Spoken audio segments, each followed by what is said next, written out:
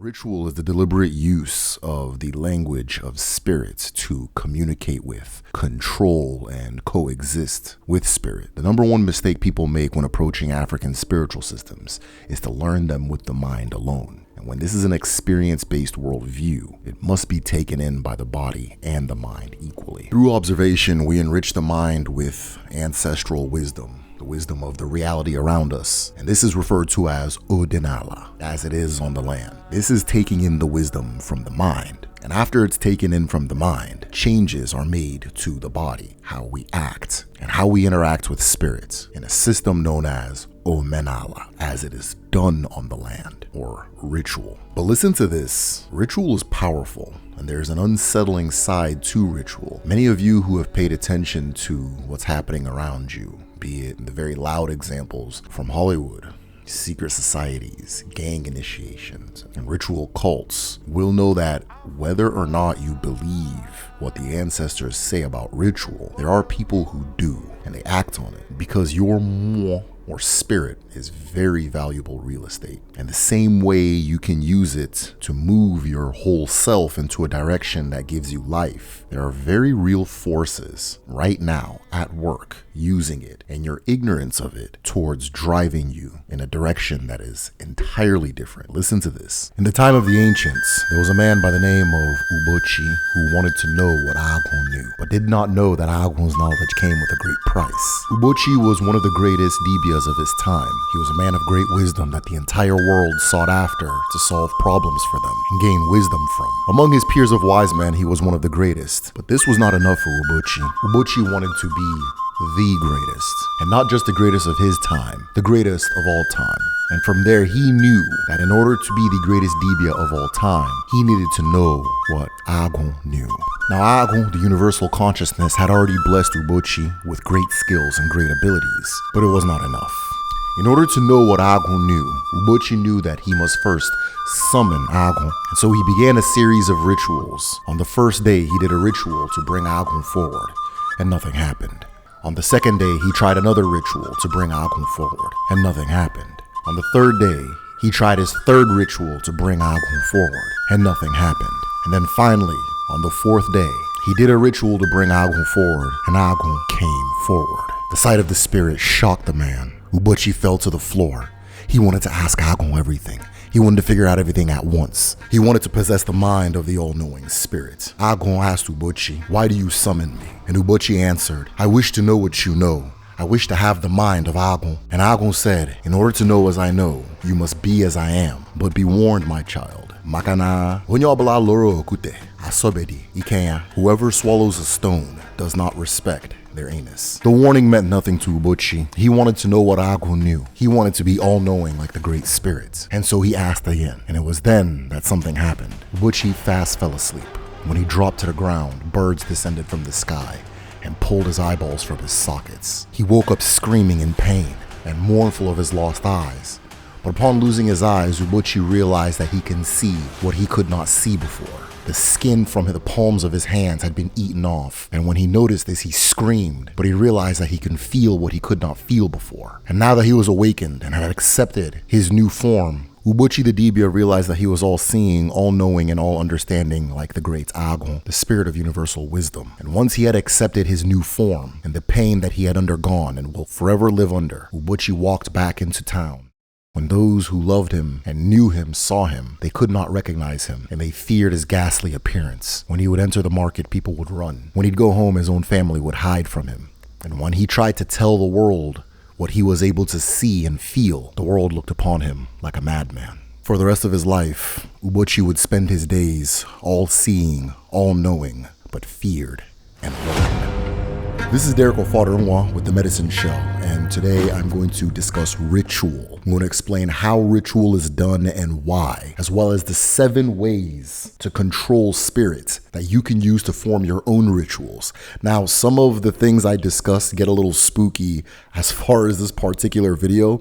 So what I decided to do was I have a very uplifting ritual that I have posted on our Patreon with the different steps. And this is a new moon ritual. This new moon ritual ensures that your path and your road is cleared for each new moon and that you are moving in harmony with your forces. And with a cleared path, manifesting on the new moon becomes more effective. So if you're interested in that, join at patreon.com/themedicineshell. Patrons also get full access to my Odinani Igbo calendar, which tells you when we're having the new moons, what the observances are for the new moons, as well as which market day it is. And as a gift for anybody who joins, you also get full access to my research library with over 300 books, journals, and articles on ancestral spirituality and different topics within rituals such as astral travel, astral projection, clairvoyance, and communicating with your ancestors and forces. Now, before I start the topic, I have a question I want to ask everybody. There is no right or wrong answer, but at the end of this video, maybe you'll see why I asked it. The question is, do you believe we are living in a simulation? I've been made aware, not really recently, but I've talked to people who believe in the simulation theory, the theory that we're all living in a simulation. So, do you believe that we are living in a simulation? If you believe yes, we are in some sort of simulation, type A in the comments. If you do not believe we live in a simulation, type B in the comments. And for those of you who are interested in becoming a Dibia and learning traditional medicine, ritual, and so forth, we have opened a traditional medicine class at www.kedu.me. Kedu.me also has an Igbo language class. So if you want to learn the Igbo language or traditional medicine, both classes are available, and both classes are 100% free for anybody at the highest tier, Ezumezu, the highest tier on Patreon.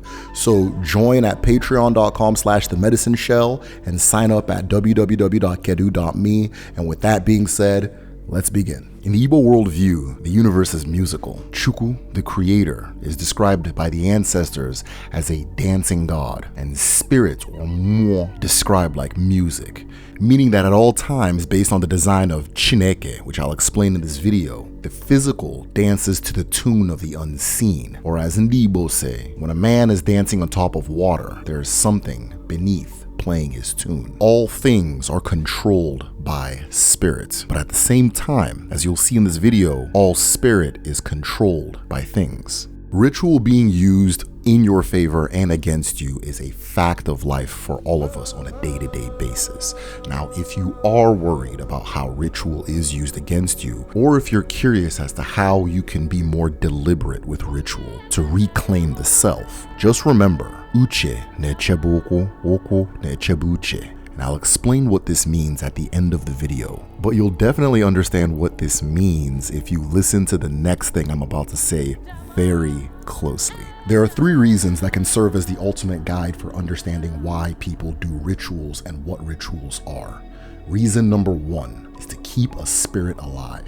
Reason number 2 is to unlock or invite a new spirit. And reason number 3, to affect a reality. These 3 reasons matter, and they are used in everyday life by us as individuals, whether deliberately or on accident. The powers that are over us and the people that are around us. This is because human beings are animated by spirit. Spirit is animated by human beings. And ritual is the handle that is used to control the relationship between Mado and Mmuo. Before I break down each of those reasons, especially for anybody who may be worried about how ritual or the role ritual plays in their life, I need to first explain the origin of ritual and the understanding our ancestors have of the relationship between the spiritual and the physical. Earlier, I said that all things are of 2 natures, Mado and Mmuo, the physical and the ethereal, the seen and the unseen, the tangible and the intangible, or the manifest and the conceptual. This is because all of creation is of the DNA, or the basic formula and structure of its creator, which is Chi na Eke. The Igbo worldview, the God body, or God itself, is not an individual, plural or a singular father, but rather a couple, a mother and a father. The eke, which is manifest reality, and the chi, which is conceptual, unmanifest reality. At all times, the eke, which is the mother element or reality that you live in, time, space, and existence, is animated by the unmanifest elements or the chi, the father element, also known as papangolo, okike, and osebuluwa, similar to how a party is animated by song. Or as the ilu says, when a person is dancing on top of water, something is playing music below. Meaning that at all times, everyone and everything has what is unseen animating what can be seen about it. Mmuo, or spirit, is that which animates the physical. Now, I hope the next thing I'm going to say is not going to confuse anyone at this point, because we're about to go deep. And this particular point is very important to understand.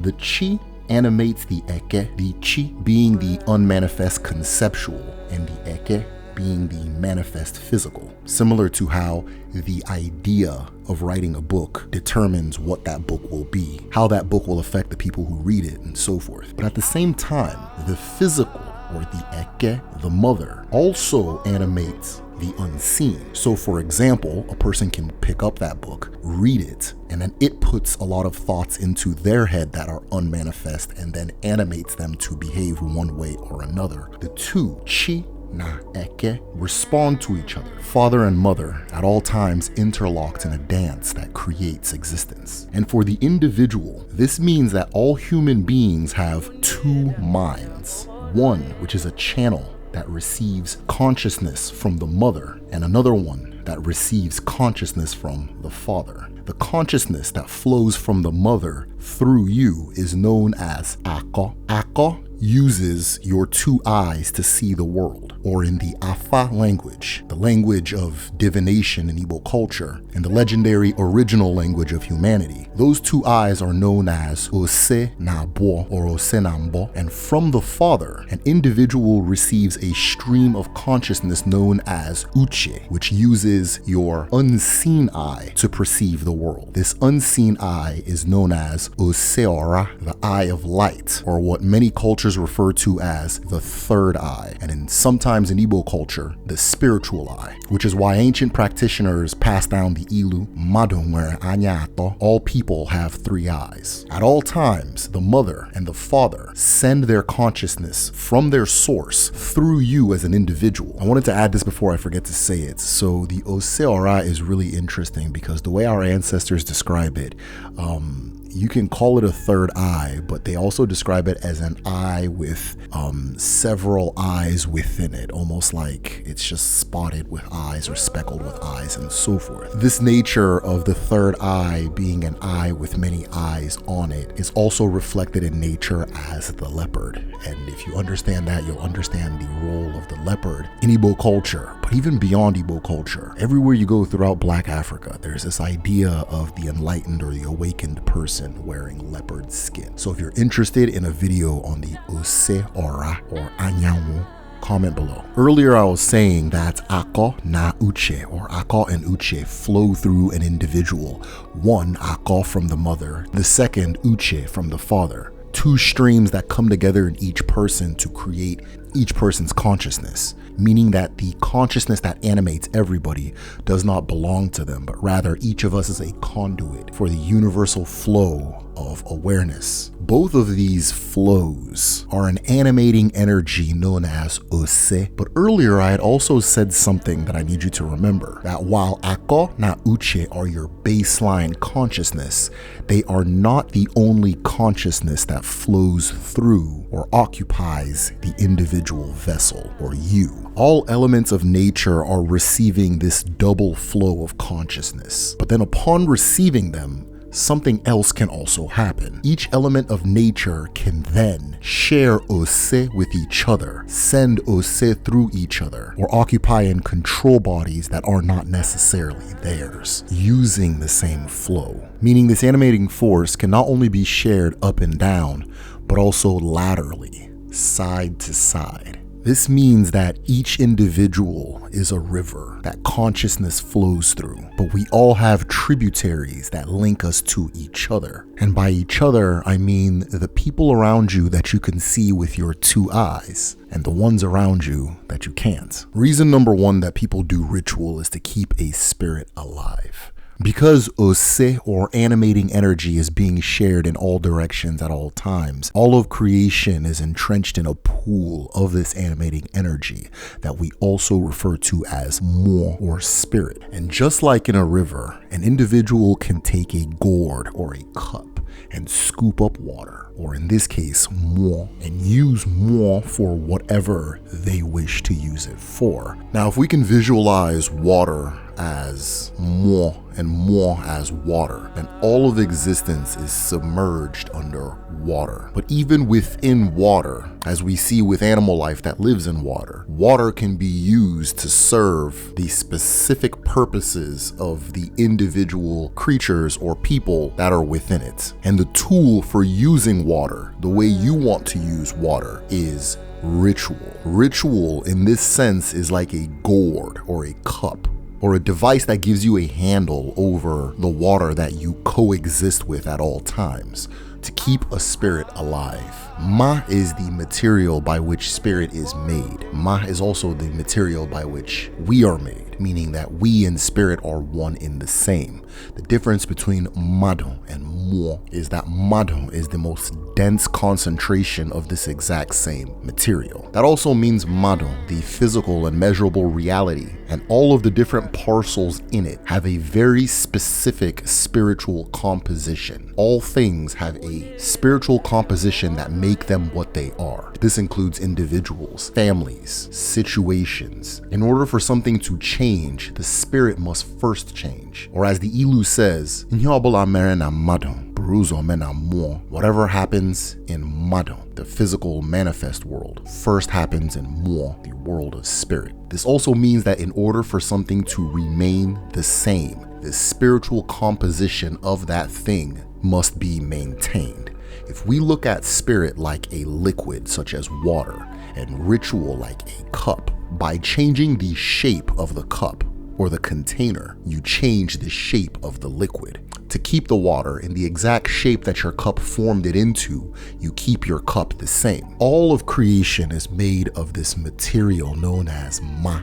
And ritual is how an individual or even a force beyond humanity scoops up Ma for one purpose or another, or makes it go in one direction or another. It is important to realize that Mado, the physical manifestation, and Mmuo, the ethereal non-physical manifestation, only differ in the fact that Mado becomes physical because of ritual. Now I'll explain the 7 things that human beings use to form ritual, so that if you want to be more deliberate about ritual and how you can use it to enhance your life or move something from one direction to another. But before I say that, remember this part. Your heartbeat is a ritual. Your breathing is a ritual. The words that you say, and then the rituals that happen around you, such as the rising of the sun, the phases of the moon. All of this contributes to the song that is you.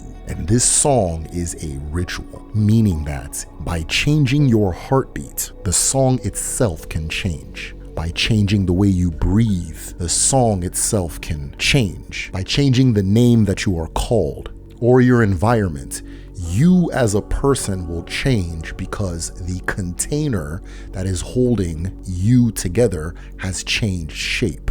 And this is why reason number 1 that people do ritual is to keep a spirit the way it is. To keep something the same, ritual is done in repetition, seasonally, daily, annually, to keep a certain spirit in its container, because the ritual itself is the container. And once the container dissolves, the spirit will flow beyond the scope of human use. In a dance, a DJ plays music to keep the dancing alive. Once the DJ stops playing music, the dancing ends. Once the DJ changes the tempo of the music, the tempo of the dancing changes. And this essential principle is what is behind the use of ritual to keep a certain condition the way it is. And therefore, to change a current reality, you have to change the tempo of the music or the ritual done by those who share that experience. At the same time, to keep a condition the same or to keep a spirit alive and graspable, it is important to understand the rituals around it and not only do them regularly, but to pass them on generation after generation in order to keep that particular spirit alive. In the same way, you are a continuous combination of rituals. Your family is a continuous combination of rituals. Your friend group or the organization you are in is a continuous composite of rituals. And this is why in this video I refer to ritual as omenala. Now, I'm going to be speaking more about the rituals more closely related to things like nsi, or what you would call voodoo, and spiritual rituals and so forth later in the video. But the difference between odinala and omenala is this. Odinala, what I teach on this channel, is based off of observation. It is an ancestral account of what comprises an environment, a self, and a universe, passed down generation to generation and confirmed by experience. This is why Odinala is closer to a science, a body of thought, or a pursuit for facts and information, rather than a canon or a doctrine to be repeated. Odinala is the perspective on reality. Omenala is the set of actions one does in accordance to that perspective. And hence the ilu, Omenala bunyine ememe. Omenala is something that is done. Now this ilu goes further than what it says on face value, because as one does Omenala, Odinala is further revealed. In correlation with the ilu, oku neche uche, uche neche oku, the foot awaits wisdom. Wisdom awaits the foot. Now, this is the part where it gets complicated, so bear with me and listen closely, because everything prior is just giving you the general basic idea. There's more to ritual than basic culture, and if you really want to know how to work with spirit and move spirit in the directions you wish, and how it's very possible that this is being done to you, pay attention to this part. Spirit animates the physical, but the physical uses these 7 principles to animate spirit, and therefore these are the 7 building blocks of ritual. Number 1 is repetition. 2, time. 3, numbers or numerology. 4, symbols. 5, images. 6, sound. And 7, spirit. These elements can be used to deliberately change the nature of a spirit, invite a new spirit into a space, or keep a particular spirit alive. It can also be used to break bonds with spirits that are unwanted, and at the same time be used to guide a spirit towards doing the will of the individual. If you picture ma, or spiritual material which surrounds and creates all things, as a sort of clay, these are the tools that are used to shape the clay. So not only is ritual used to keep a spirit alive, it is also used to invite or create a new one. Igo Mmuo is a spiritual art used by practitioners within Odinala to become one with a spirit. In some forms of the art, this looks like entering a trance. In other forms, it is releasing the self from the body and allowing the spirit of something else to occupy you. Sometimes Igo Mmuo creates a oneness with a spirit, where an individual becomes one with an animal, another person, or an element of nature such as a tree or a river. And very often, Igo Mmuo is the art form that unlocks the ability to perform spirit mounting, the occupation of a person by a specific spirit, which allows a community or even that individual access to communicating, learning, and gaining from that spirit. The island of Haiti was a death camp, where a person's life was worth far less than what they can produce in sugarcane. Under these conditions, 500,000 people were enslaved. They were scattered and kept from organizing, and most importantly, weaponless. These conditions would give birth to one of history's bloodiest revolts, as well as one of its most successful. I'm sure you've heard the role of voodoo ritual played in the Haitian Revolution, but have you heard what that ritual was? Deep in the forests of northern Haiti, on a rainy, storming night, 200 of those enslaved Africans gathered under the leadership of Cecile Fatiman, a Mambo, and Duti Bukman, a new warrior leader and spiritualist from Jamaica, to perform Igo Mmuo with the warrior Loa that guided their ancestors before this condition. On August 17th, under that heavy rain, a fire was lit. 200 gathered around that fire, singing, chanting, and dancing until they reached out-of-body levels of connection to spirit. A pig was then brought to the center, was called to make itself present. The music hit a fever pitch. The drums hit a fever pitch. The chanting was infused with the pain and urgency of their conditions. The passion of the people climbed higher and higher until the spirit of the Loa possessed Duti Bukman. When he achieved Igo Mmuo with the warrior Loa, he spoke to the people in its voice. He told them to unify and end their oppression by war, that the ancestors were with them. The pig was then killed by knife, and its blood was placed on the heads of the participants. This ritual gave the 500,000 the unity of spirit, unity of purpose, and absence of hesitation needed to start the Haitian Revolution, the biggest, most technically advanced, and most successful slave rebellion in the history of the Western Hemisphere. In Odina Landibo, once a spirit is identified, by understanding what that spirit's nature is and remembering those 7 elements used to summon a spirit, you can successfully build communion, enter trance, or receive guidance from a particular spirit by knowing its song, the numbers associated with this ritual, the sounds associated with its presence, the symbols and images necessary to conjure its presence, the times of the day or the year or moon that it's possible, and then most importantly, the ability to infuse spirit and intention into all of it to make it real. In becoming a Dibia, many perform Igo Mmuo through drowning rituals, being submerged in a particular body of water until one no longer needs to breathe, by staring into a tree silently until you see yourself in the plant or tree, through intense and extended isolative meditation, or being given vague instructions such as entering the Agon forest, the forest where Agon's presence is felt in one's community, and staying there in isolation and fasting until the spirit makes itself present to you. Sometimes the repetition of a mantra or a chant allows this process to happen. There's the invitation of spirits to make a new person out of an individual, sometimes for a long term, but usually for a short term end. The effectiveness of Igo Mmuo is the reason why in every country you visit, every military training is an Igo Mmuo voodoo ritual. Let me explain. Igo Mmuo usually requires taking a person to the brink of what was physically possible prior. This can be done by rigorous physical activity, deprivation of food and sleep, or a consistent mental pressure that borders or even passes the line of torture. Igo Mmuo can be done by shedding the identity, oftentimes by the shaving or removal of the hair and the former articles of clothing the individual used to wear, the shedding of a name and the adoption of a new one. And then the most key element of Igo Mmuo is embodying the spirit, singing the spirit's songs, chanting the spirit's chants, walking, talking, hearing and answering in the nature of the identified spirit. An extended period of time spent as that spirit, the spirit will then occupy the body of the individual. And this is why basic training is less about teaching you how to be a soldier than it is about filling you with the spirit of the soldier, because it is spirit which animates the physical. And by aligning with a spirit, an individual unlocks its physical capabilities, because physical ability is partly about what your body can do, but mainly about what the spirit believes it cannot. With a new spirit comes new abilities, or as the Ilu says, the abara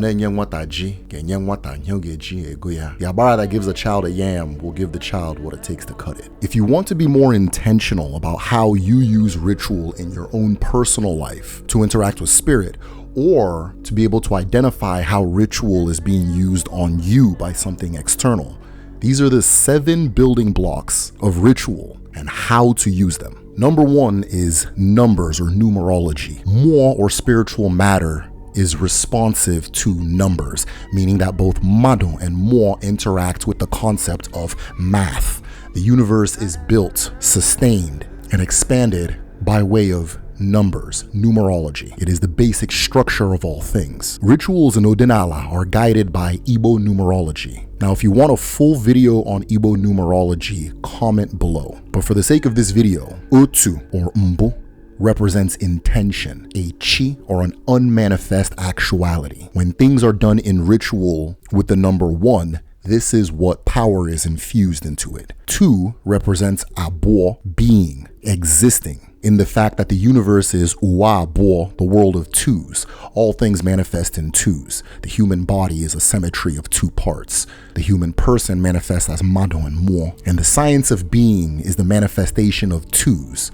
2 things looking at each other or 2 things witnessing each other. And therefore, when 2 is invoked in ritual, when things are done in twos or things are presented in twos, this is the power that is infused into the ritual. And then there is 3. Ato, the Ikenga number, the kinetic number, the number of power, strength, movement, doing, and living. This is the number of an intention in motion. And therefore, in Odinala, when things are done in 3s or presented in 3s, this is the power that is infused into the ritual.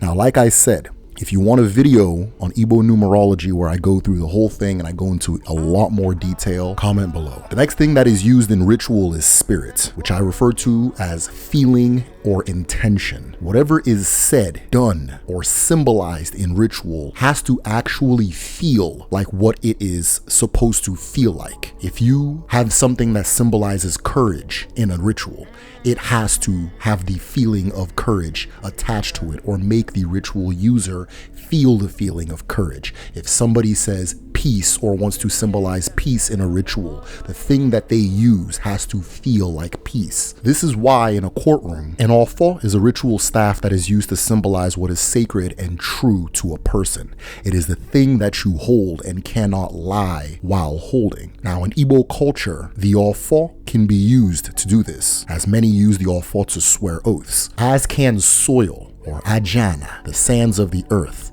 because the earth is sacred and one cannot lie while holding earth. But in other cultures, in a courtroom setting where an individual has to swear to tell the truth, they're often encouraged to put their hand on what they consider sacred, oftentimes a religious book such as a Bible or a Quran, because to that person, that is their ofo. And therefore, in order for ritual to be effective, what is being symbolized has to be felt. What is being said has to be felt. If an individual goes to their altar and says good morning to their ancestors, but does not sincerely feel like they are telling their ancestors good morning, nothing has been done. By infusing spirit into ritual, the ritual gains life, and therefore everything used in a ritual will feel like what it represents or feel like what it is to assure that the ritual is effective. Now, I don't know if you've seen the movie The Truman Show starring Jim Carrey. It's like a movie from the 90s.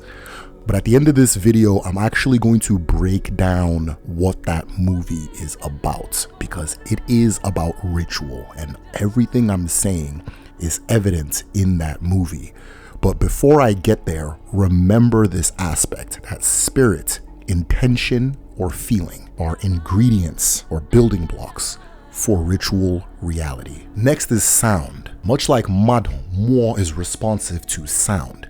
But because Mado has a nature that is different from Mmuo, the way Mmuo interacts with sound is very different. Sound can be used to invoke a spirit, invite it in, and commune with it. Sound can also be used to repel it. Sound can be used to shape its nature or guide the way Mmuo moves from one place to another. There is a ritual reason why a bell is rung at the beginning of a fighting competition, be it a boxing or a wrestling match. There is a ritual reason why a bell is rung at the end of the exact same thing. In Odinalandibo, there are certain instruments that harness the sacred Mmuo or spirit-affecting nature of frequency and sound, such as the Oja, which has the ability to uplift spirit and do to spirit what sunlight does to a plant. There is the Udu, there's the ekwe, and more. If you're interested in a video on sacred music, or music and spirit, comment. The next element in forming ritual is repetition.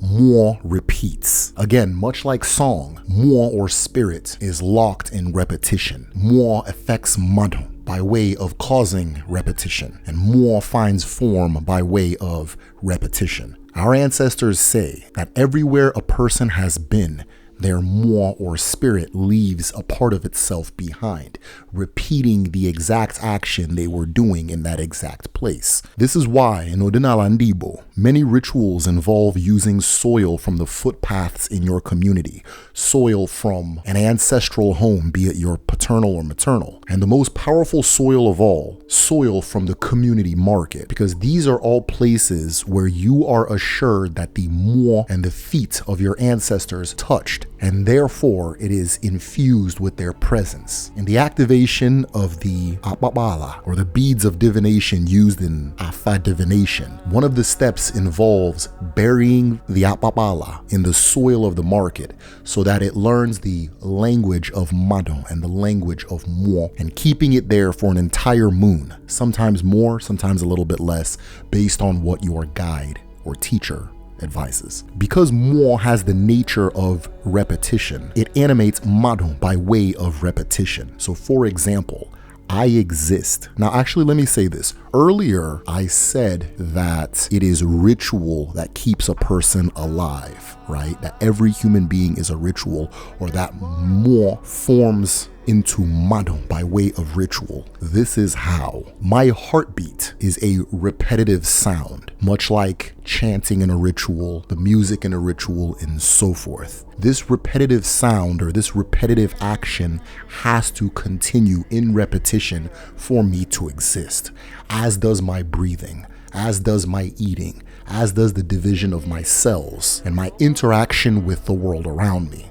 The sky is a ritual that is repeating at all times, or a song that is playing on different notes, night and day, tying back to the idea of the ogene being a representation of the creator, a bell with two parts, kan and kom, playing in repeated patterns, creating music and guiding the movement of the music it creates. Now think about this, and this is something that always blows my mind. It is said that every 7 years, every single cell in your body would have died and renewed in another form, meaning that me today and me 7 years ago do not share one single cell in common, but there is this continuity of identity, meaning that even though I don't share a single cell in common with me at the age of 9, there's a continuity of identity between me and me at the age of 9 that allows me to say that this is one person. This is because while the physical matter that it comprises to make me changes every 7 years,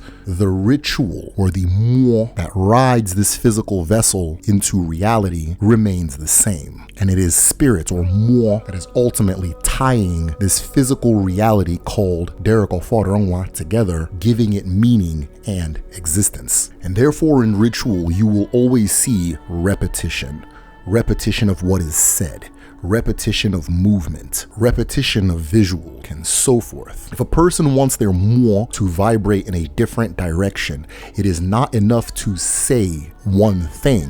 There's an added power or effect when that thing is said over and over and over and over until mmuo interlocks with its repetitive pattern. The next building block of ritual is images. Building on the idea of repetition, ritual features a repetition of visuals, or visuals with an infused power. This is because mmuo or spirit interacts with visuals the same way that mado does. But because mmuo has a different nature, a visual can have a very unique effect on mmuo that then affects mado. We can use the psychological example of trauma. The fact that everywhere you have been, your mmuo is still there, meaning that an individual can actually, by way of mmuo, travel through time by accessing their mmuo where it is anchored in a different place in time. Now, this sounds out there, but a lot of these concepts, especially the ones that sound particularly out there, are things we witness every single day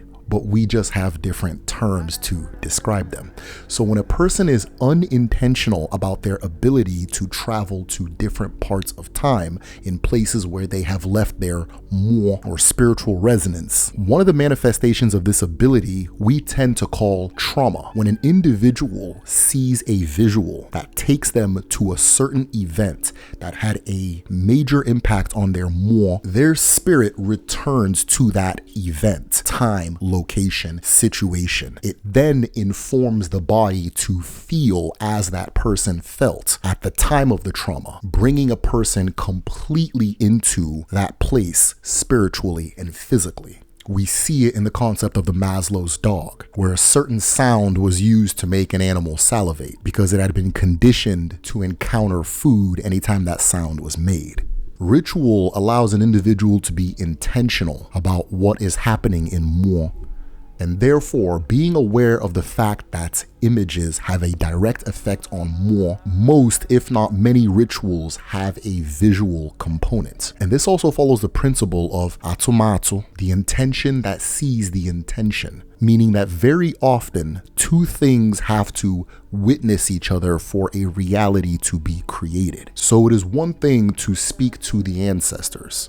It is another thing to speak to the ancestors with a visual that gives you their resonance or the feeling of their presence. It is one thing to speak to an abara, such as nemiri or water. It is another thing to speak to her at the mouth of a river or facing the ocean. Mmuo does not have the ability to discern whether an image is a symbol or a reality. And therefore, images such as symbols, figurines, locations, and so forth all carry the effect of whatever they are or whatever they symbolize. In Odinalandibo, another building block of ritual is time. And to understand how time affects ritual, and therefore how time affects Mmuo, you have to understand the ancestral view of time. I used to work at this place, and I had this good friend, the South Sudanese man, and we were trying to explain to a Caucasian coworker of ours about the African view of time. And so we were in the discussion of punctuality, right?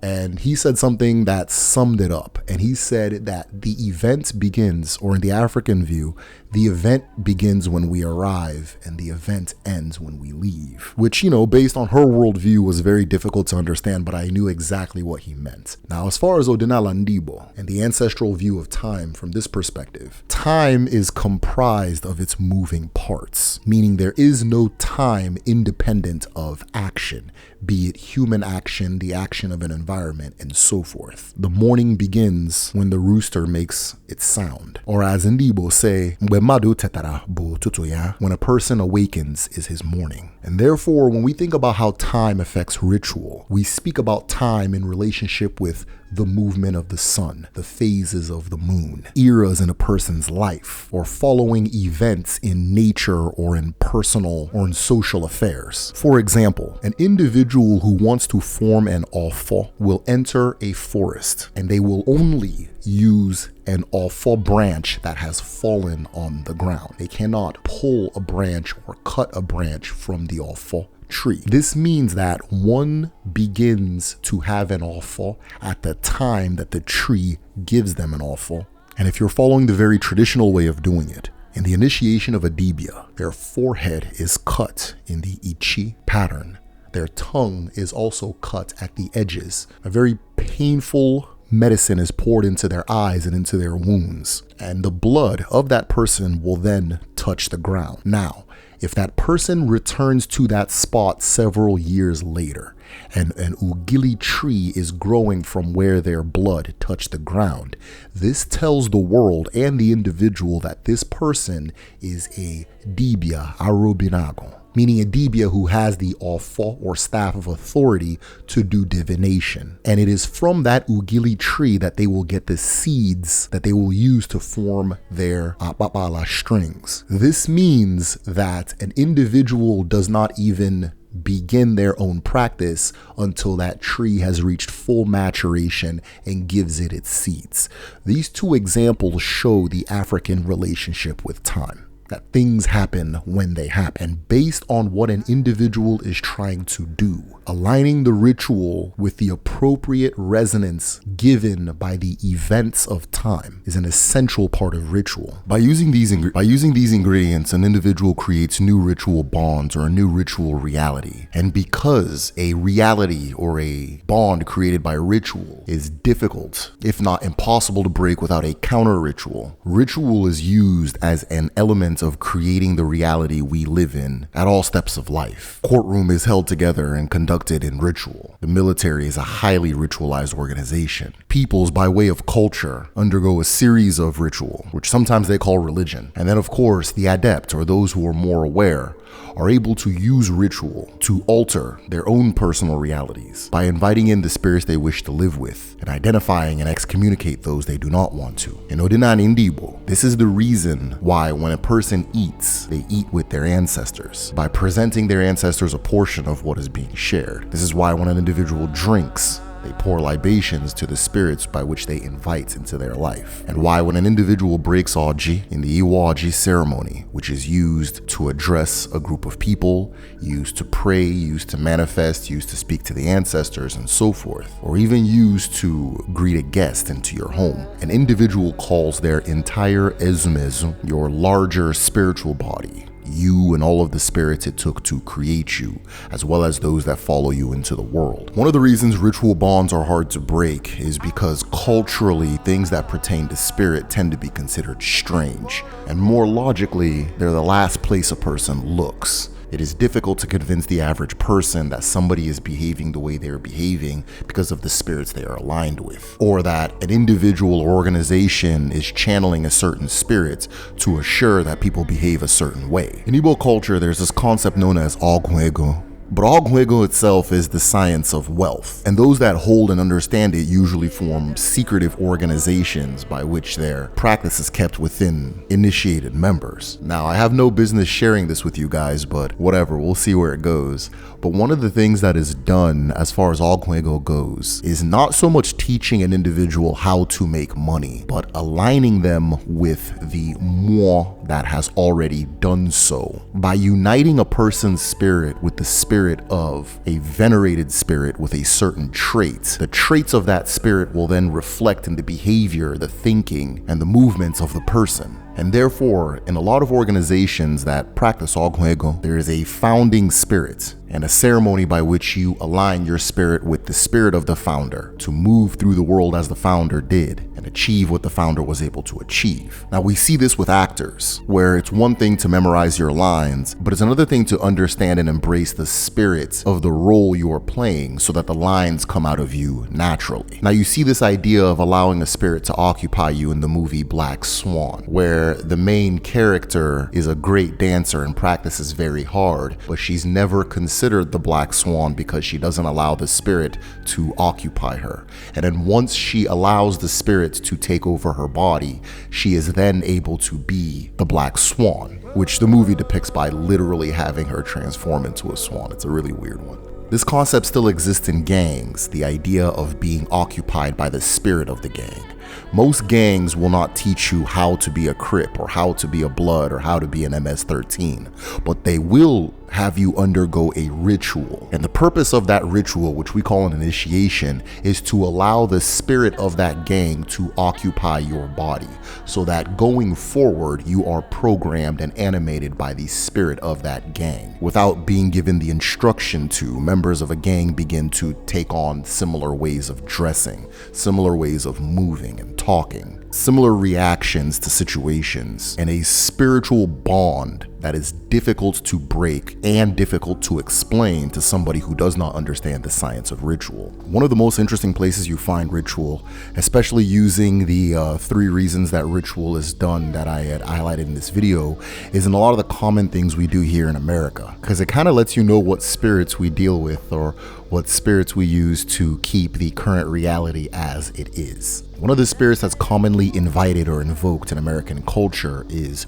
Odin, or Woden, from where Wednesday gets its name, or Woden's Day, Odin's Day. Odin is the Norse spirit or god of wisdom, war, and death. So for example, when an individual says knock on wood in American and a lot of European cultures, and then they take their fist and knock on wood, this is an invocation ceremony of Odin, as it is said that Odin and spirits associated with Odin live in wood or are embedded in trees. And by knocking on the wood, the same way you would knock on somebody's door, you're inviting them to arise and give you protection and wisdom or good luck. The concept of raising a glass of alcohol in the air and saying cheers is also an invocation of Odin, as traditionally this was done with a cup of mead. In the Norse ceremony of Skal, and I hope I'm saying that right, the glasses or bowls of alcohol were raised in the air, and then Skal, which has been replaced with cheers, is said after all members holding the glass make eye contact with each other. And by doing this, you make the spirit of Odin present. So the origin of the Germanic Christmas, which is the one we celebrate in America with the Christmas tree and Santa and all that, is based off of Odin's wild hunt. Odin's wild hunt is a hunt that Odin goes on midwinter. Odin is said to ride through the sky on a chariot or a sleigh pulled by the Sleipnir, an 8-legged horse that occasionally gets tired. And so, because it gets tired, and because the people want to invite Odin into their homes, they would put a boot by their fireplace or near their door, as well as treats on a table that Odin can come in and eat. And this offering is an invitation of the spirit to come into the house, eat, feed the Sleipnir, and go about its hunt. Now, if a person is particularly generous to Odin, Odin will leave something in the boot in return. I saw something a while back, and it was too far back for me to recall who it was from, but it was a particular scholar in the Indian culture. And this individual said something that kind of made this concept clear. He said that Hinduism is not the religion of India, but that India is the country of Hinduism. So one of the best allegories I've seen for how ritual is used to create, hold, and maintain a reality is in the movie from the late 90s, or I think it's like 96, I'm not sure, but The Truman Show. If you've ever seen the movie The Truman Show, you'll know what I'm talking about. For those who don't know, I'm going to kind of explain the allegory piece by piece. Listen to this. The Truman Show is a movie about a real person who is trapped inside of a dome. And inside of that dome, his life is observed like a TV show. Every single thing in his life or in his town, Sea Haven, is a set or a set piece. And every single person in his life is an actor that's there to keep him in this world by pretending that everything is real. So everyone is in on it except him. The first place you see allegorical meaning is in the name Truman, which very obviously says true man, the true person or true man in the situation or in the fake world. And even the movie title, The Truman Show, which is saying a show about a real person. This is confirmed when the villain of the movie by the name of Christoph, or Christ of, God of this particular world, says that everybody is tired of fake actors and pyrotechnics. They want to see something real, and therefore he created this dome to trap Truman and extract his life story, his genuine reactions, and so forth for the sake of money, which you see in, of course, it being a television show and a lot of the product placement that is surrounding his life. Christoph, through several ritual elements, which I'll explain, has built this false reality to trap Truman into. And I'll explain each of these rituals and how Truman ends up breaking them shortly. But before I say that, remember this: Mmuo, or spirit, what is being summoned and kept by ritual, is given life by way of blood, feeling, a vessel, and devotion or attention. All of these things infuse life into a ritual, and all of these elements are used to keep the various patterns and rituals and spirits alive that make up his fake reality. One of the first obvious ones is the ritual of death or blood sacrifice. You see this in the fact that Truman's father, his fake father, dies by way of drowning in the body of water that surrounds Sea Haven and keeps Truman trapped in that world. Now, because Truman believes the ocean killed his father, the spirit of fear is invoked, and the ocean is its vessel. This feeling of fear makes it impossible for Truman to explore the ocean, despite his desire to see the greater world, represented by his desire to go to Fiji. And because he can't escape the ocean becomes the physical cage, which again is just a vessel for the spiritual cage.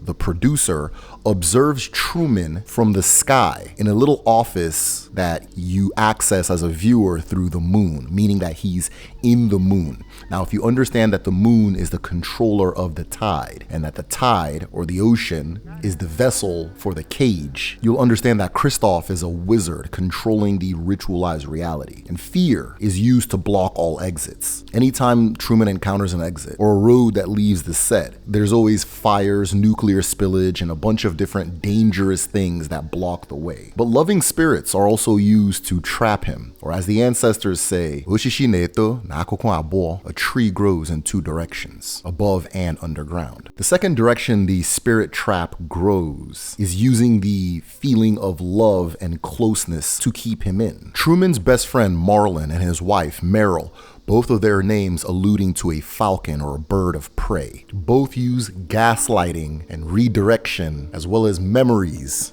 to keep him from asking crucial questions. As the strangeness of his reality starts to become more obvious, these two use the relationship they have with him to draw him away from moving towards the truth. And remember that aspect, moving towards the truth, because that's going to tie things up in the end. Now listen to this. A lot of things help Truman realize that he's in some type of simulated or ritual reality. But one of the ones that make it loud and clear are when the character Lauren Garland, Lauren meaning true, and garland being a wreath of flowers, so something along the lines of true nature, tells Truman that everything is fake, confirming the suspicions that were already starting to build. Now, ironically, it is the nature of ritual that allows Truman to see that he's in a simulation.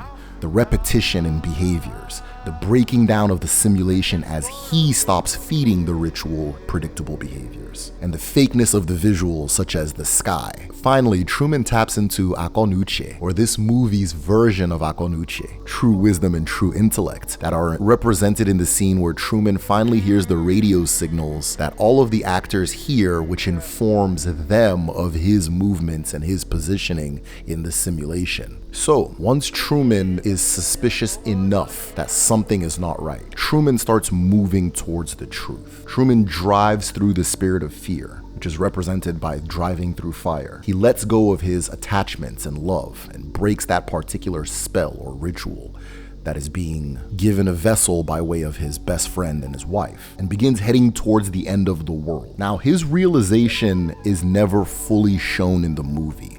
It is not as if he is moving towards the end of the world because he knows what he is going towards. Rather, at all times, he is moving towards what he feels is true, and he's still unaware as to what actually is a lie, the extent of the lie, and what actual truth looks like. Now, the movie symbolizes this by using the final door he exits being a black void to represent walking into the unknown. But as he goes from one action to another, or I should say one questioning action to another, more truth is revealed to him.